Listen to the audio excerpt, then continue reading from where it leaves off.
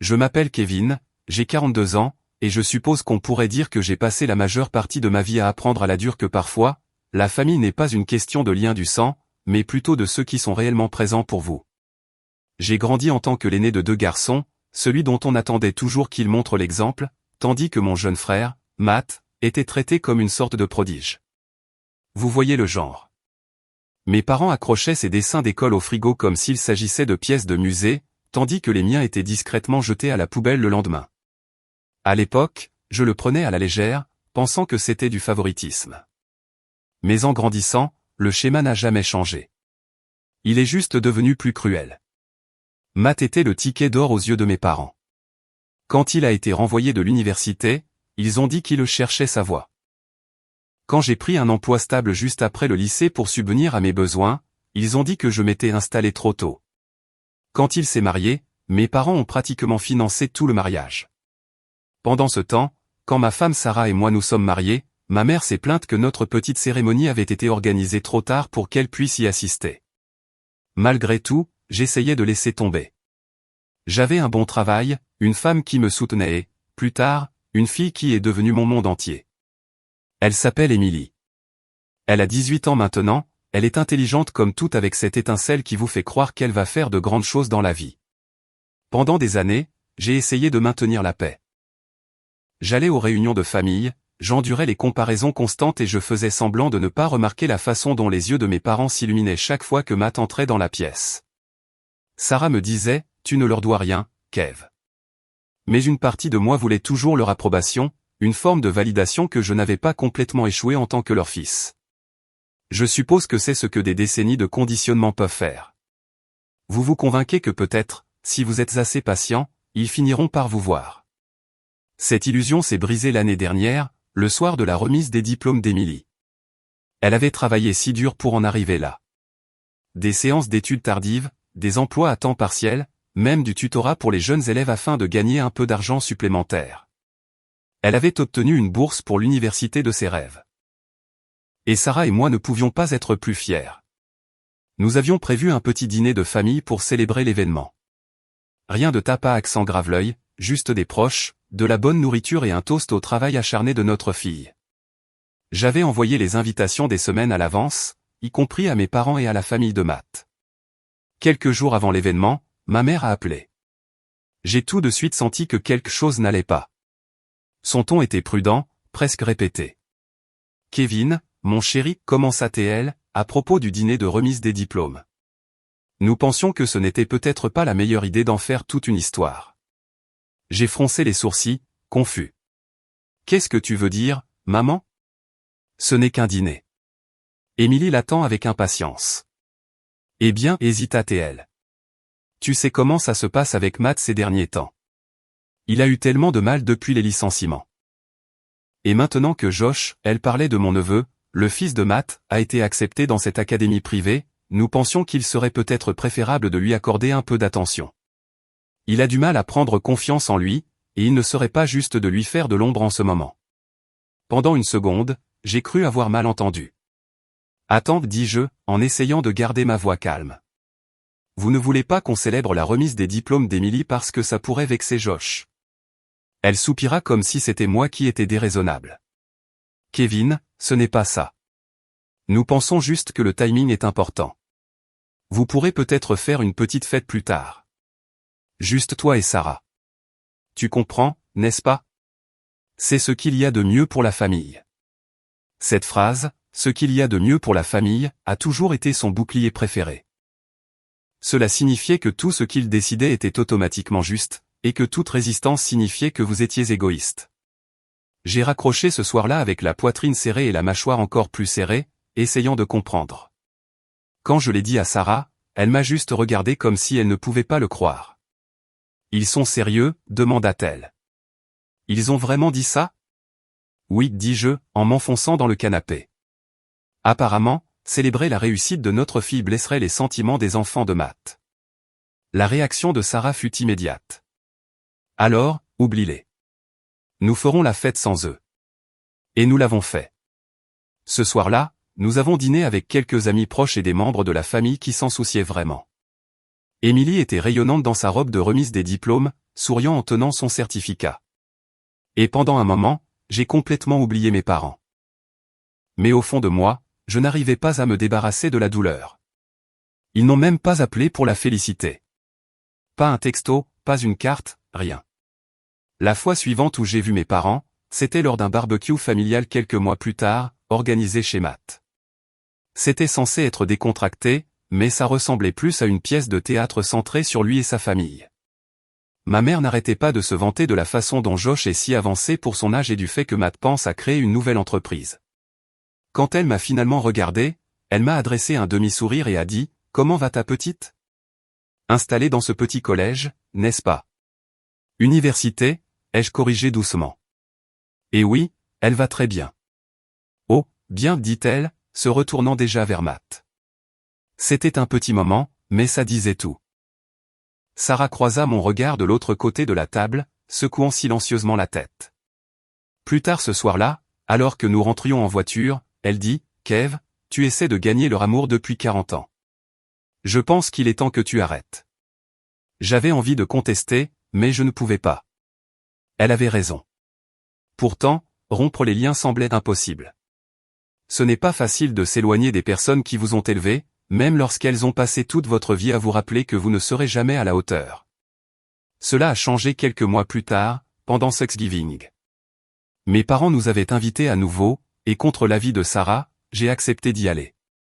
Je pensais que nous pourrions peut-être passer une soirée normale, une soirée où Emily ne serait pas invisible dans la maison de ses grands-parents. Mais dès que nous sommes arrivés, il était clair que rien n'avait changé. Tout le dîner portait sur la nouvelle entreprise de Matt. Ils ont fait le tour de la table pour le féliciter comme s'il avait réinventé la roue. Quand Sarah a essayé de parler de la bourse d'Emily ou de son travail de bénévole dans un programme STEM local, ma mère a souri poliment et a dit « C'est bien, ma chérie », avant de se tourner immédiatement vers Matt pour lui demander comment était son espace de bureau. Au moment du dessert, j'étais prêt à partir, mais c'est alors qu'est venu le commentaire qui a finalement brisé quelque chose en moi. Mon père a levé son verre et a dit « Nous sommes tellement fiers de nos deux garçons. Matt construit quelque chose d'incroyable, et Kevin, il fit une pause, en me regardant, eh bien, Kevin a toujours été stable, fiable. Nous avons aussi besoin de gens comme ça. » Il y eut un rire autour de la table. Je sentais la chaleur monter dans ma poitrine. Ce n'étaient pas les mots eux-mêmes. C'était le ton condescendant. La façon dont il réduisait toute ma vie à un soutien de second plan pour la vedette de Matt. Emily se tut à côté de moi, les yeux baissés sur son assiette. C'est ce soir-là que je suis parti, pas seulement du dîner, mais d'eux. Je me suis levé, je me suis excusé auprès de mes parents d'avoir interrompu le repas et j'ai dit calmement, vous n'aurez plus jamais à vous soucier de ma fiabilité. Sarah a suivi, et Emily a discrètement pris son manteau. Nous sommes partis sans un autre mot. Pour la première fois depuis des années, je me suis senti libre et furieux, car le fait de partir n'a pas effacé les décennies de rejet. Cela m'a juste fait réaliser combien de temps j'avais perdu à attendre des gens qui n'allaient jamais changer. Mais voici ce qui se passe quand on finit par rompre les liens, on recommence à se reconstruire en silence. On se concentre sur ce qui compte, sur les gens qui croient en vous. Et c'est exactement ce que j'ai fait. Ce que ma famille ne savait pas, c'est que pendant qu'elle était occupée à se vanter de l'entreprise de Matt, je travaillais discrètement sur quelque chose de mon propre chef, quelque chose qui, un an plus tard, leur ferait voir tout ce qu'ils avaient tenu pour acquis et tout ce qu'ils avaient perdu. Après cette nuit de Thanksgiving, mon téléphone est resté silencieux pendant des mois. Pas d'appel, pas de texto, pas de nouvelles de mes parents. Je pensais qu'ils allaient peut-être réaliser à quel point ils avaient dépassé les bornes, mais au fond de moi, je savais qu'il n'en était rien. Le silence n'était qu'une autre forme de contrôle avec eux, un moyen de me faire ramper et de m'excuser d'avoir surréagi. Mais cette fois, je n'ai pas mordu à l'hameçon. Sarah était soulagée, honnêtement. Elle m'a dit qu'elle ne m'avait pas vu aussi calme depuis des années. Emily semblait plus légère aussi, bien que je pouvais dire qu'elle était encore blessée. Je l'ai surprise une fois en train de faire défiler de vieilles photos de famille, s'arrêtant sur une photo d'elle et de ma mère en train de faire des biscuits quand elle était petite. C'est bizarre, dit-elle doucement. Je ne sais même pas si mamie m'aime. Cela m'a touché plus que je ne l'ai laissé paraître, parce que je n'avais pas de réponse. Pendant ce temps, Matt et mes parents continuaient comme si de rien n'était. J'entendais encore parler d'eux de temps en temps, principalement par le biais d'amis communs ou de connaissances familiales. Apparemment, Les affaires de Matt n'allaient pas si bien. Il avait convaincu nos parents d'investir une bonne partie de leurs économies de retraite dans sa nouvelle idée de start-up, quelque chose qui concernait des meubles écologiques. Mais les rumeurs disaient qu'il avait vu trop grand. Pourtant, chaque fois que maman en parlait publiquement, c'était toujours l'entreprise de Matt est juste dans une phase de transition. Ces choses prennent du temps. Environ 6 mois après Thanksgiving, le silence a été brisé. Maman m'a appelé un après-midi pendant que j'étais au travail. Sa voix était vive, même guillerette, ce qui était toujours un mauvais signe. « Kevin, comment vas-tu, mon chéri? Tu nous as manqué. » Je me suis penché en arrière dans ma chaise, fixant le plafond. « Vous m'avez manqué? C'est drôle. Je n'ai pas eu de nouvelles de vous depuis novembre. » « Oh, eh bien, tu sais à quel point nous avons été occupés, dit-elle rapidement, comme pour balayer 6 mois. « Écoute, nous espérions que tu pourrais passer dimanche. Nous organisons un petit dîner de famille. Ça fait trop longtemps. » J'ai hésité. « Matt sera là. » « Eh bien, bien sûr, répondit-elle. C'est de la famille, Kevin. Ne sois pas difficile.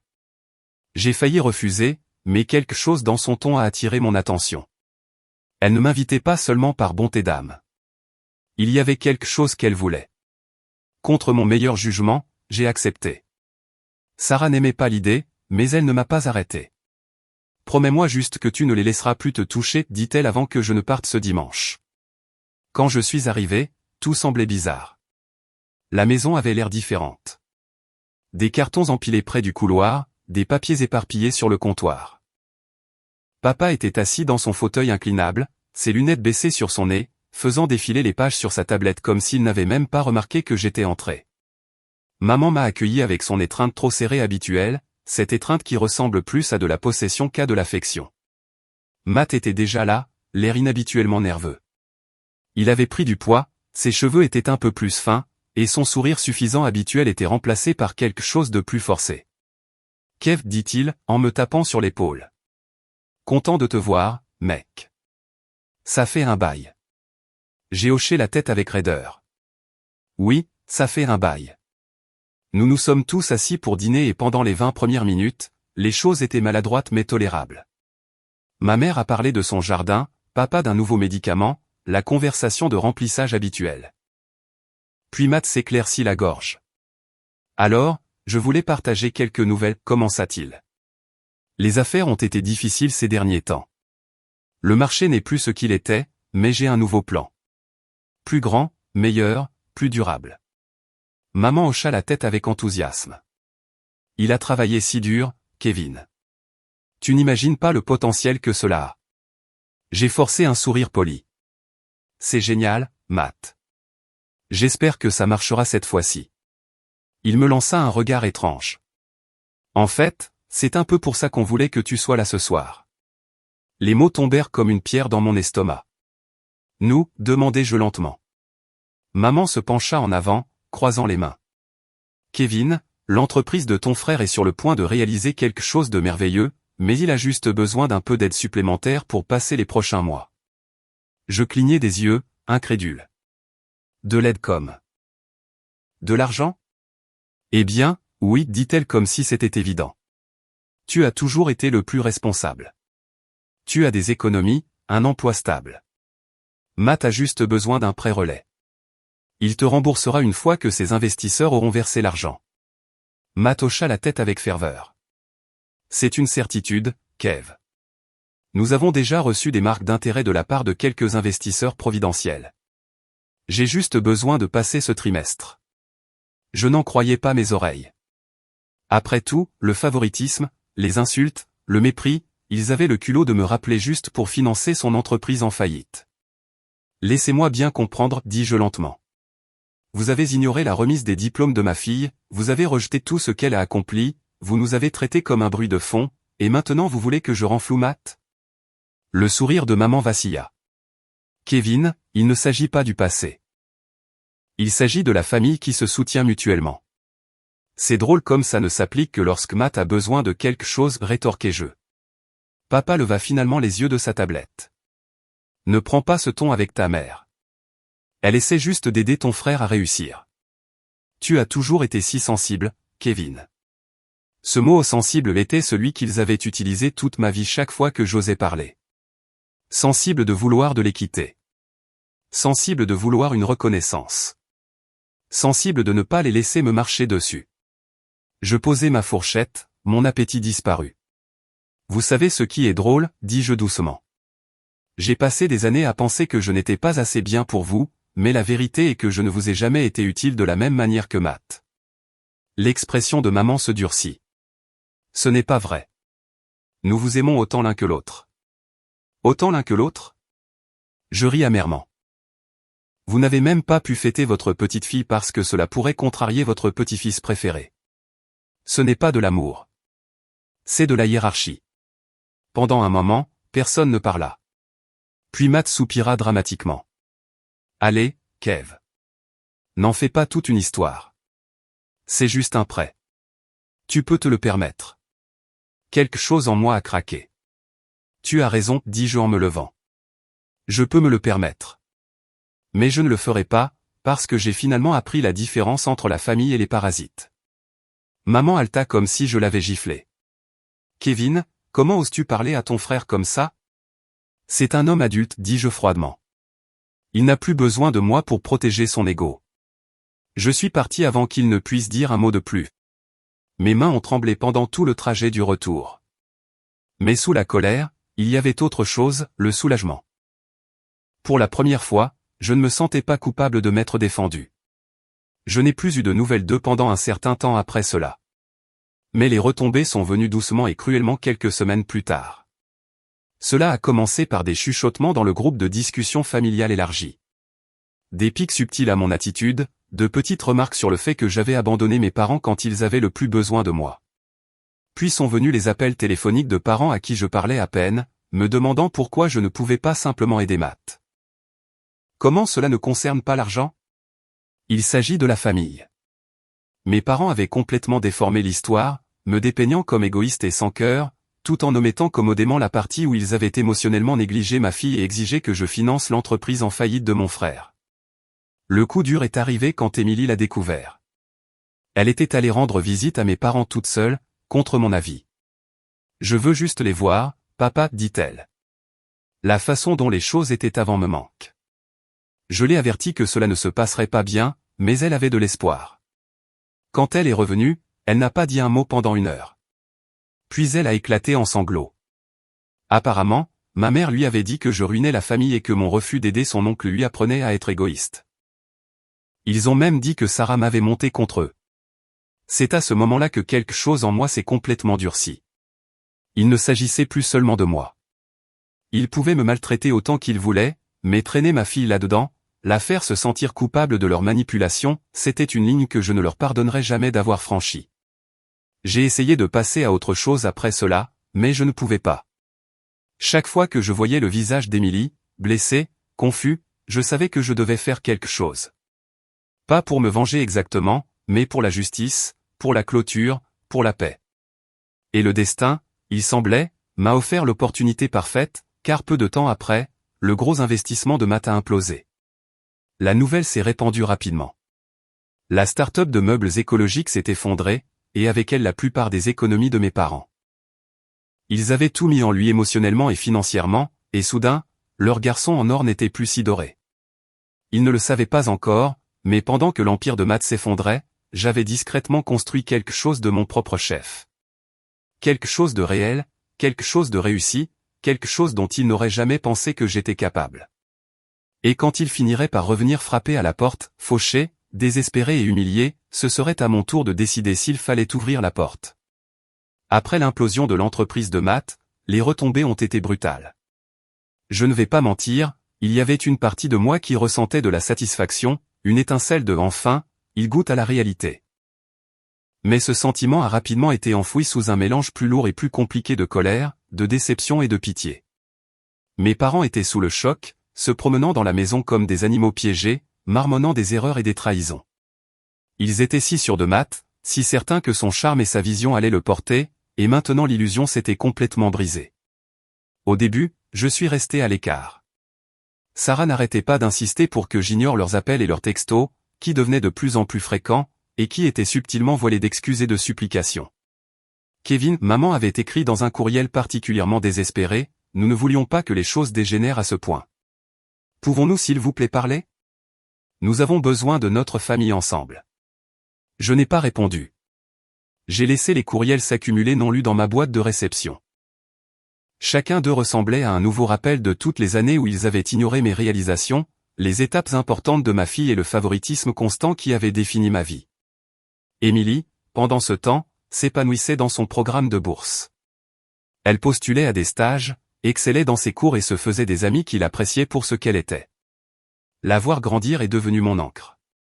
C'était la preuve que ma vie, nos vies, n'avaient pas besoin d'être validées par des personnes qui n'ont jamais voulu nous voir réussir. J'ai réalisé que je portais le poids de leurs opinions depuis trop longtemps, et qu'il était temps de m'en débarrasser complètement. Je devais aussi me réconcilier avec ma propre carrière. J'avais un poste stable en informatique, mais je me laissais aller depuis des années, laissant la routine m'engourdir tout en rêvant de construire quelque chose de plus grand. Quand le désastre de Matt a frappé, cela a déclenché quelque chose en moi, une urgence d'en faire plus, de créer quelque chose de mon propre chef qui ne pourrait être enlevé par personne d'autre. Sarah m'a encouragé à poursuivre cette voie. Kev, dit-elle, tu as tellement donné de toi-même aux autres. Maintenant, il est temps de te concentrer sur toi et Émilie. J'ai commencé petit. Je bricolais depuis quelques années avec un concept de logiciel, une idée d'application qui aiderait les petites entreprises à rationaliser la gestion des stocks, un problème que je connaissais trop bien par expérience personnelle. Au début, il ne s'agissait que de soirées et de week-ends à gribouiller des notes, à concevoir des prototypes et à apprendre discrètement le côté commercial des choses. Mais plus je travaillais, plus le projet grandissait dans mon esprit. Il ne s'agissait pas seulement d'argent. Il s'agissait de contrôle, de me prouver que je pouvais construire quelque chose de significatif sans l'approbation de personne. À la fin de la première année après l'effondrement de Matt, j'avais une version bêta fonctionnelle de l'application, une petite base de clients en pleine croissance et un sentiment d'autonomie inattendu. Je n'étais plus seulement Kevin, le fiable. J'étais Kevin, le créateur, le résolveur de problèmes, l'homme qui avait enfin repris le contrôle de son propre récit. Bien sûr, la vie ne s'est pas déroulée comme par magie. Il y a eu des nuits tardives, des moments de doute et des difficultés financières. Sarah a fait des heures supplémentaires à son travail pour que nous puissions réinvestir dans l'entreprise, et Émilie a travaillé à temps partiel pour payer ses frais de scolarité. Mais pour la première fois, j'avais l'impression de faire partie d'une unité familiale au vrai sens du terme, une unité qui se souciait des autres, et non du statut, des apparences ou de la petite concurrence. Pendant ce temps, le monde de mes parents continuait de s'effondrer. L'ego de Matt n'a pas pu supporter l'échec. Il s'emportait constamment, reprochant à tout le monde sauf à lui-même le désastre. Il a commencé à se retourner contre nos parents, les critiquant pour l'avoir mis sous pression et l'avoir traité comme un enfant. J'ai reçu des nouvelles par le biais de potins de famille, de courts extraits que je n'avais pas besoin de rechercher, mais que je ne pouvais pas complètement ignorer. Ils étaient fiers autrefois, suffisants même, et maintenant ils se démènent, humiliés, désespérés. Un soir, un ami commun m'a contacté. « Eh, Kevin, j'ai entendu parler de ton projet, a-t-il dit. On dirait que les choses vont bien. As-tu envisagé de t'étendre? Tu pourrais vraiment faire évoluer ça. » La conversation a mis le feu en moi. La semaine suivante, j'avais obtenu un petit tour de table auprès d'investisseurs privés. Pas de ma famille, évidemment, mais de personnes qui reconnaissaient le potentiel, le travail acharné et l'intégrité. La croissance de l'application a été exponentielle après cela. Les propriétaires de petites entreprises étaient ravis de sa simplicité et de son efficacité. Au milieu de l'année, nous avions des contrats avec plusieurs chaînes régionales. Émilie, qui avait le sens du design, a commencé à aider à améliorer l'interface utilisateur, et Sarah s'est occupée des communications avec les clients. Notre vie à la maison est devenue un mélange harmonieux de travail et de famille, un contraste frappant avec l'environnement toxique dans lequel j'avais grandi. Mais le succès ne se mesure pas seulement en chiffres. Pour la première fois, je pouvais voir le poids s'enlever des épaules d'Émilie. Elle n'avait plus à se battre pour attirer l'attention, à prouver sa valeur ou à naviguer dans la dynamique compliquée, souvent cruelle, de la maison de mes parents. Elle pouvait juste être Émilie. Et la voir s'épanouir m'a donné une sorte de satisfaction que je n'avais jamais ressentie auparavant, une fierté tranquille et inébranlable qui était entièrement la mienne. Au fil des mois, j'ai commencé à entendre des chuchotements concernant la situation financière de mes parents. L'ego de Matt l'avait empêché d'être honnête avec eux au sujet de l'étendue des pertes. Ils étaient au bord de la faillite, et chaque conversation que j'entendais dans les cercles familiaux les dépeignait comme désespérés, se déménant pour sauver le peu de dignité qui leur restait. J'ai gardé mes distances. Il n'y avait pas d'urgence à intervenir. Après tout, ils n'avaient aucun droit à mon aide. C'est à cette époque que les premières vraies fissures dans ma relation avec Matt sont apparues en public. Lors d'un rassemblement de vacances décontracté, il a essayé d'affirmer sa domination, se vantant d'un soi-disant nouveau plan d'affaires qui ressemblait étrangement à l'application que j'avais discrètement développée. Je n'ai pas été tenté de m'engager. Au lieu de cela, je l'ai laissé patauger devant toute la famille élargie. Le regarder trébucher, tripoter des feuilles de calcul et des projections qui n'avaient aucun sens, m'a semblé cathartique. Pas une jubilation exactement, mais une affirmation silencieuse que la compétence, la patience et le dévouement comptaient toujours, même s'il avait passé sa vie à être favorisé par des personnes qui ne se souciaient que des apparences. À la fin de l'année, l'application était devenue nationale. Les petites entreprises à travers le pays signaient des contrats, laissaient des commentaires élogieux et recommandaient notre plateforme. Emily était reconnue à son université pour ses contributions à la conception de l'expérience utilisateur.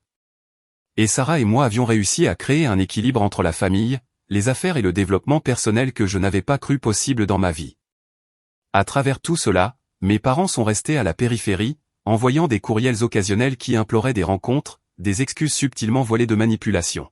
« Tu nous manques », ont-ils écrit. « Nous ne voulons pas perdre notre famille. » Je n'ai jamais répondu.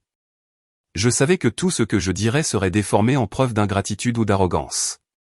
Ils ne voulaient pas de réconciliation. Ils voulaient un accès. Et le moment est finalement venu où j'ai réalisé que le véritable changement de pouvoir s'était produit. Pendant que Matt pataugeait, désespéré et réalisant enfin les conséquences de ses actions, j'avais discrètement construit quelque chose de solide, quelque chose qu'il ne pourrait jamais me prendre. Mes parents, qui m'avaient traité comme un personnage de second plan dans leur histoire, n'avaient aucune idée que les rôles s'étaient inversés. Je ne faisais pas que survivre. Je prospérais. J'avais créé une vie qu'ils ne pouvaient plus influencer, plus manipuler, plus éclipser. La tension dans la famille était palpable. Chaque fois que nos chemins se croisaient en public, je pouvais le voir dans leurs yeux, l'incrédulité, la jalousie, les calculs silencieux. Ils avaient passé des décennies à élever Matt, à se moquer de moi, à rejeter mes efforts. Et maintenant, la réalité était inévitable, la personne qu'ils avaient sous-estimée était celle qui tenait la main gagnante. C'est au cours d'une de ces rares rencontres publiques que ma mère a murmuré à voix basse, pensant que je ne pouvais pas l'entendre, je n'aurais jamais pensé qu'il deviendrait quelque chose. J'ai souri poliment, laissant ces mots planer dans l'air, sachant pertinemment que toute la dynamique avait changé. Ils avaient passé leur vie à essayer de me contrôler et de me diminuer. Et maintenant, ils étaient impuissants à arrêter ce que j'avais construit. Et pourtant, malgré tous les progrès, la satisfaction et l'indépendance, il manquait encore une pièce finale, le moment où Matt, mes parents et le reste de la famille comprendraient pleinement que la vie qu'ils avaient toujours pensé façonner pour eux-mêmes était maintenant la mienne, et qu'ils devraient la regarder s'effondrer tranquillement en marche. Mais je n'ai pas agi immédiatement. J'ai laissé l'anticipation grandir. Le pouvoir du silence, du succès discret, était bien plus efficace que toute confrontation impulsive. Après des mois passés à construire discrètement ma vie, j'ai réalisé que j'avais quelque chose que ma famille ne m'avait jamais donné, le contrôle. Pas seulement sur mon entreprise ou mes finances, mais sur mon récit. Pour la première fois, c'était moi qui dictais les conditions. Et avec ce contrôle est venue une clarté indéniable. Il ne s'agissait plus seulement de prouver à Matt qu'il avait tort. Il ne s'agissait pas de jubiler ou d'exercer une mesquine vengeance. Il s'agissait de prendre ce qui m'appartenait depuis toujours, la dignité, le respect et la reconnaissance que ma famille m'avait refusé pendant des décennies, et de leur montrer d'une manière qu'ils ne pourraient ignorer que j'avais finalement réussi sans leur approbation. La première étape était la stratégie. Je ne voulais pas me précipiter dans la confrontation. C'était l'ancien moi, celui qui se serait jeté tête la première dans les drames familiaux, en espérant qu'il finirait par voir la vérité. Non, cette fois, j'avais besoin de précision. La patience avait été mon allié pendant des mois, et maintenant je prévoyais de l'utiliser impitoyablement. J'ai commencé par évaluer la situation. Mes parents étaient financièrement affaiblis. Matt se débattait pour retrouver de la crédibilité, et leur cercle social les tenait toujours en haute estime. C'était important car leur fierté serait la clé pour leur faire comprendre l'ampleur de ce qu'ils avaient perdu. J'ai commencé à contacter discrètement des alliés, pas des membres de ma famille. Ils étaient soit complices, soit peu fiables, mais des amis, des partenaires commerciaux et des mentors qui avaient observé mon éthique de travail et mon talent de première main. J'ai demandé des conseils, des orientations et des introductions. J'ai également commencé à collecter des données sur les échecs commerciaux de Matt et les faux pas financiers de mes parents, allant des projets ratés aux mauvais investissements. Il ne s'agissait pas encore de vengeance. Il s'agissait de créer un levier. Je voulais avoir une vue d'ensemble pour pouvoir, le moment venu, démontrer à quel point j'étais devenu méthodique et autonome. Sarah a été ma plus proche confidente tout au long de cette période. Elle a été mon roc depuis le premier jour, me rappelant discrètement que notre vie, notre fille et notre succès ne dépendaient de la validation de personne d'autre. Elle m'a offert une perspective qui m'avait manqué pendant des décennies. Kev, a-t-elle dit un soir alors que nous travaillions à affiner la stratégie marketing de l'application, tu as fait tout ce qu'ils n'ont jamais cru que tu pouvais faire. Ne te précipite pas, laisse-les le voir dans toute sa force. Ça leur fera plus de mal que tout ce que tu pourrais dire. Émilie, étonnamment, est également devenue une petite mais essentielle partie de mon plan. Elle avait un œil aiguisé pour la stratégie et le marketing, ce que je n'avais pas pleinement apprécié jusqu'à ce qu'elle commence à suggérer des moyens de publier l'application sans que cela ressemble à une démonstration de force manifeste. Papa, dit-elle, nous ne voulons pas nous vanter, mais nous pouvons montrer au monde notre succès d'une manière qui se fasse remarquer. Les gens respectent la compétence, pas la vantardise. Je lui ai souri. Elle avait hérité de mon entêtement, mais aussi d'une clarté que j'enviais. Les mois suivants ont été consacrés à l'expansion et au positionnement prudent. J'ai assisté à des événements de l'industrie, donné des conférences sur l'optimisation des petites entreprises et construit progressivement un profil public, pas comme la personne que mes parents pensaient que j'étais, la figure discrète et fiable en arrière-plan, mais comme quelqu'un d'innovant et de respecté dans mon domaine. J'ai même commencé à recevoir des invitations à des panels et des interviews, souvent aux côtés de personnes que mes parents connaissaient socialement. L'ironie était délicieuse. Ils entendraient parler de moi de seconde main par des amis, des voisins et même des nouvelles locales, et ils ne pourraient rien faire pour le diminuer. En même temps, je surveillais les efforts de Matt pour se rétablir. Il était désespéré de retrouver ses marques, se vantant souvent auprès de quiconque voulait bien l'écouter du prochain grand projet qui allait tout changer. Mais il était bâclé, impulsif et de plus en plus transparent dans ses échecs. J'ai appris à être patient et à le laisser faire des erreurs publiquement, sachant que chaque faux pas renforçait le contraste entre nos approches. Là où il jouait imprudemment, je planifiais méticuleusement. Là où il cherchait l'approbation, je cherchais l'impact. Puis est venue l'occasion parfaite. Mes parents avaient décidé d'organiser une fête d'anniversaire, un grand rassemblement de familles élargies, d'amis et de contacts sociaux. Ils voulaient que Matt en soit la pièce maîtresse, naturellement, mettant en évidence son esprit d'entreprise résilié et se présentant comme des piliers de soutien. Les invitations ont été envoyées et j'ai été délibérément exclu. Mais cela n'a fait que renforcer ma détermination. Je considérais la fête non pas comme un affront personnel, mais comme une scène, que je pouvais utiliser pour démontrer tout ce pourquoi il m'avait sous-estimé. J'ai commencé à poser les bases subtilement. J'ai contacté des connaissances mutuelles qui assisteraient à l'événement, prenant des dispositions discrètes pour mettre en évidence mes réalisations lors de conversations informelles. J'ai également utilisé des contacts dans les médias qui pourraient légitimer le succès de l'application d'une manière qui atteindrait les mêmes cercles. Le but n'était pas de gâcher leur fête ou de les humilier publiquement. Ce serait trop évident, mais de permettre à la vérité d'émerger organiquement, irrésistiblement et indéniablement. J'ai également préparé ma position financière de manière stratégique. Alors que l'entreprise de Matt s'était effondrée, je me suis assuré que mes investissements, mes économies et les contrats de l'application étaient solides comme le roc. Il ne s'agissait pas seulement d'argent. Il s'agissait d'optique. Je voulais qu'il soit clair que tout ce que j'avais construit était entièrement indépendant, réalisé sans leur orientation, leur soutien ou leur interférence. Ils m'avaient ignoré pendant des années, et maintenant le contraste entre le désespoir de leur enfant préféré et ma stabilité autodidacte serait flagrant. À l'approche de la fête, la tension montait. Sarah et Émilie étaient pleinement informées du plan, mais il s'agissait surtout d'être prêtes à réagir si la situation l'exigeait.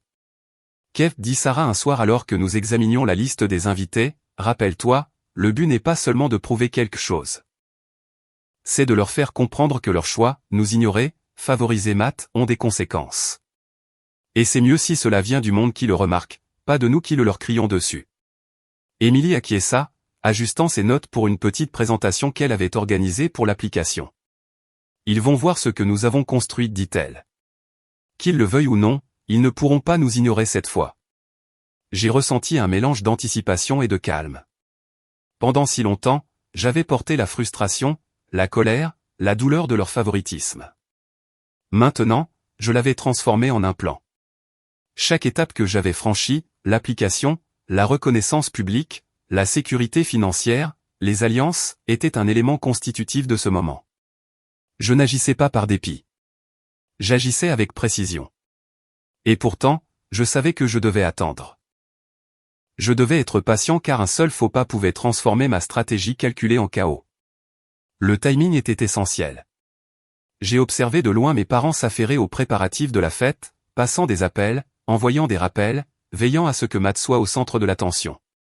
Ils étaient tellement absorbés par le récit qu'ils voulaient présenter qu'ils n'ont pas remarqué que le seul joueur qu'ils avaient sous-estimé était en train d'organiser discrètement un récit différent. Il y avait un frisson particulier dans cette phase, ce calme avant la tempête. Chaque interaction avec Matt ou mes parents était un exercice de subtilité. Je maintenais la politesse, la courtoisie, voire la chaleur si nécessaire, tout en répertoriant intérieurement chaque erreur, chaque supposition, chaque excès de confiance qui finirait par jouer en ma faveur. J'ai observé des schémas, enregistré des comportements dans mon esprit et examiné les leviers sociaux que je pouvais actionner pour assurer un impact maximal. Puis vint le moment qui me convainquit que le timing était parfait. Une connaissance mutuelle, quelqu'un que mes parents respectaient beaucoup, révéla accidentellement lors d'une conversation informelle qu'ils avaient entendu parler de la croissance rapide de mon application et de son adoption nationale. Kevin fait vraiment des vagues, ont-ils dit. Je pense qu'il a déjà dépassé la plupart de ses concurrents. Les visages de mes parents se sont subtilement transformés, mais la légère lueur de malaise était indéniable. C'était tout ce dont j'avais besoin. Ils savaient au fond d'eux qu'il s'était passé quelque chose d'important, mais ils n'en avaient pas encore saisi l'ampleur. À partir de ce moment-là, j'ai affiné la préparation de la fête. Émilie et moi avons coordonné une petite démonstration des capacités de l'application, en veillant à ce qu'elle attire naturellement l'attention. Sarah a préparé quelques points de discussion pour des conversations informelles, conçues pour mettre en évidence la croissance et la reconnaissance que nous avions obtenues sans jamais mentionner explicitement Matt ou nos parents.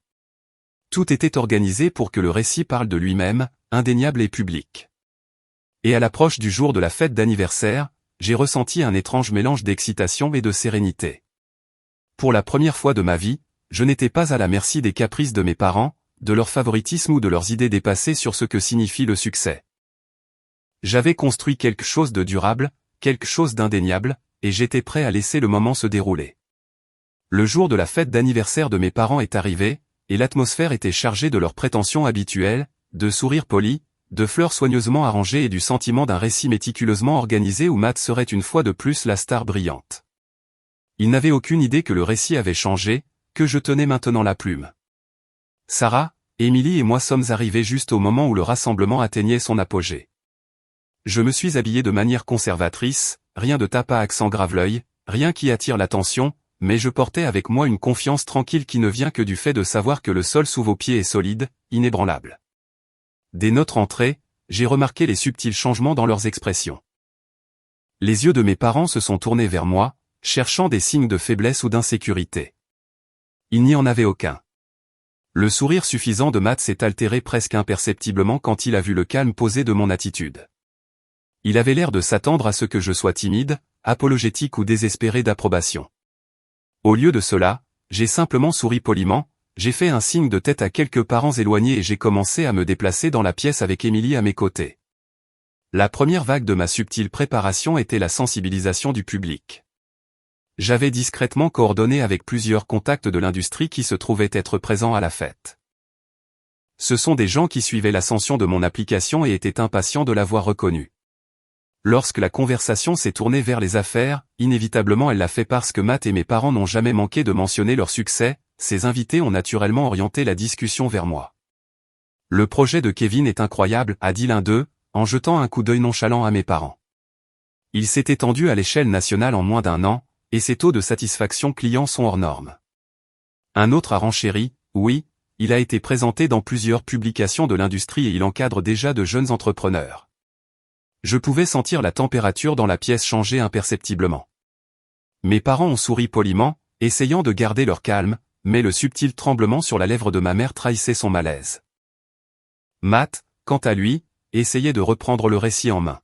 « Oh, c'est bien, a-t-il dit, essayant de s'insérer dans la conversation. Mais mon projet est encore en développement, et j'ai de grands projets en cours. » Je n'ai même pas répondu. J'ai laissé la pièce parler pour moi. La reconnaissance de voix indépendantes, de personnes dont les opinions avaient du poids, était plus accablante que toute confrontation directe n'aurait pu l'être. Chaque compliment, chaque référence à mes réalisations, soulignait ce que mes parents avaient ignoré pendant des décennies. Je les ai vus passer d'une légère irritation à une panique visible. Ils voyaient enfin ce que j'avais construit discrètement tout ce temps, et ils ne pouvaient rien faire pour le nier. La partie suivante du plan impliquait Émilie. Elle avait préparé une petite démonstration élégante des capacités de l'application sur une tablette, rien d'ostentatoire, juste propre, professionnel et efficace. Elle a navigué dans l'interface, mettant en évidence les fonctionnalités qui simplifiaient considérablement la vie des petites entreprises. Chaque étape a été accueillie par des hochements de tête, des murmures d'approbation et des questions pertinentes de la part des participants sincèrement impressionnés par son expertise. Matt a essayé d'intervenir à nouveau, offrant des explications sur ces concepts innovants, mais ses mots sont tombés à plat. La pièce était déjà captivée par la présentation d'Émilie et la reconnaissance que j'avais discrètement cultivée. Même des amis qui connaissaient Matt depuis l'enfance ont commencé à poser des questions comme « Kevin, comment avez-vous fait évoluer cela si rapidement ?» et « Émilie, prévoyez-vous d'étendre davantage la plateforme ?» Chaque question, chaque compliment était une autre brique dans le mur entre les attentes de mes parents et la réalité. À un moment donné, ma mère s'est penchée vers papa, murmurant quelque chose à propos de comme c'est inattendu, ses yeux se dirigeant nerveusement dans ma direction. La posture stoïque habituelle de mon père a fléchi alors qu'il déglutissait difficilement, clairement troublé par l'admiration croissante pour le travail que ma fille et moi avions accompli. Matt, complètement impréparé à l'attention que je commandais, est devenu de plus en plus rouge. Il a marmonné à voix basse, essayant de sauver sa crédibilité, mais c'était inutile. La preuve sociale était écrasante. Au moment où le dessert a été servi, l'élan avait complètement changé.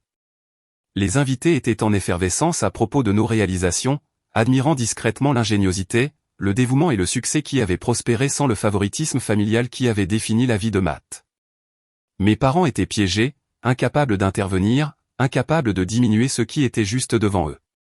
Leur enfant chéri s'était effondré, et celui qu'ils avaient ignoré était maintenant celui qui commandait le respect. J'ai décidé de faire une dernière étape, quelque chose de subtil mais de tranchant. J'ai organisé un toast décontracté, pas une proclamation dramatique, juste une reconnaissance polie de l'occasion. J'ai levé mon verre, Émilie et Sarah à mes côtés, et j'ai parlé d'un ton calme et uniforme. C'est merveilleux d'être ici pour célébrer avec tout le monde ce soir. Je suis particulièrement fier d'Émilie, qui a consacré tant de travail acharné à ses études et à notre projet.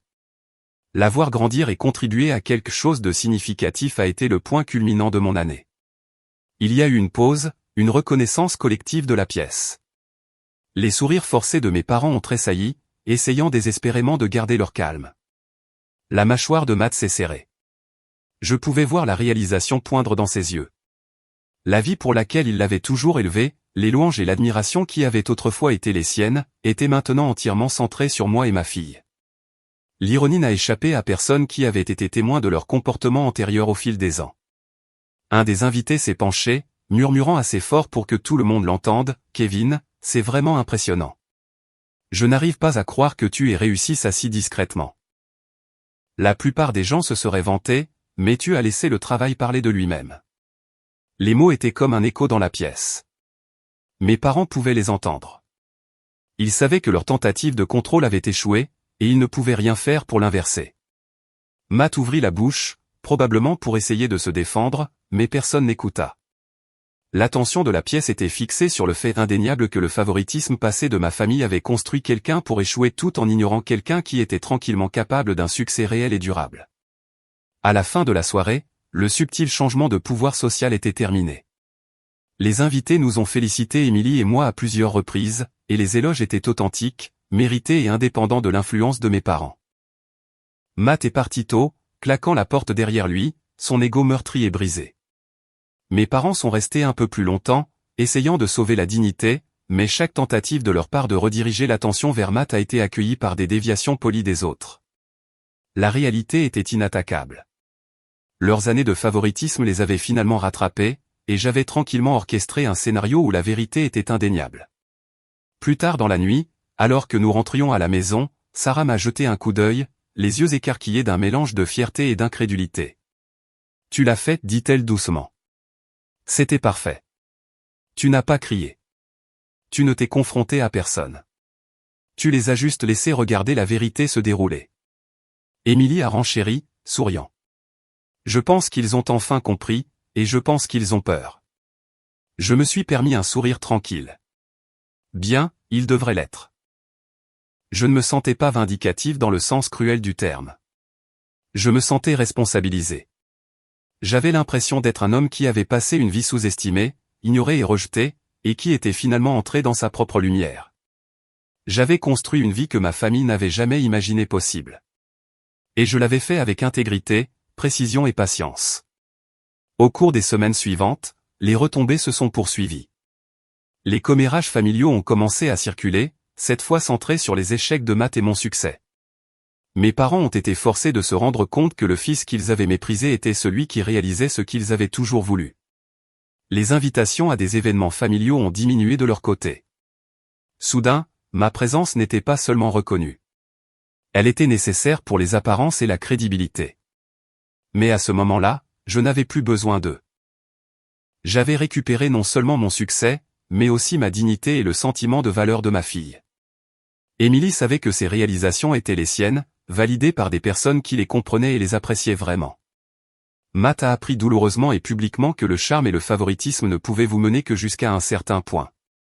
Et mes parents, qui avaient passé leur vie à façonner des récits à leur propre satisfaction, ont été laissés à regarder la vie qu'ils avaient ignorée s'épanouir devant eux sans eux. La victoire finale et tranquille est survenue lorsque j'ai réalisé que je ne me souciais plus de leur approbation. Pour la première fois, les années de manque de respect, de favoritisme et de rejet n'avaient aucun pouvoir sur moi. J'avais pris la douleur qu'ils avaient causée et je l'avais transformée en quelque chose de tangible, de durable et d'indéniable. Et alors que je bordais Émilie dans son lit ce soir-là, Sarah à mes côtés, j'ai pensé à la longue trajectoire de ma vie, aux années où j'ai été ignoré, aux affronts subtils et pas si subtils, aux comparaisons sans fin avec Matt. J'ai réalisé que la vengeance dans sa forme la plus pure n'a pas besoin d'être bruyante ou cruelle. Elle a juste besoin d'être inévitable. J'avais attendu patiemment, joué ma main stratégiquement et permis au monde et à ma famille d'être témoins de la vérité. Et cette vérité appartenait calmement, résolument et complètement à moi. Parce que parfois, la meilleure vengeance n'est pas de détruire quelqu'un d'autre. C'est de construire tranquillement une vie qu'ils n'ont jamais pensé que vous pourriez construire et de les regarder réaliser trop tard qu'ils n'y ont participé en rien. Et pour la première fois de ma vie, je me suis senti intouchable.